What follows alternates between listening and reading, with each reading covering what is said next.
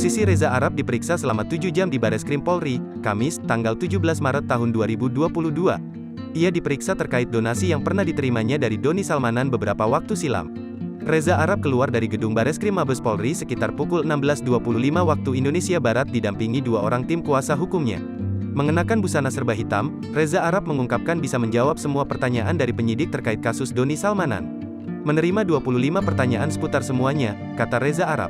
Personel grup musik Weird Genius itu tak mau memberitahukan apa saja pertanyaan yang ia terima, terkait dirinya sampai terseret kasus Doni Salmanan. "I don't answer the question," ucap Reza Arab. Hanya saja, Reza Arab memastikan diperiksa atas kasus Doni Salmanan tak akan pernah ia lupakan. Sebab, ia harus bertemu penyidik selama 7 jam. "Selama diperiksa, ngantuk gua," ujar Reza Arab.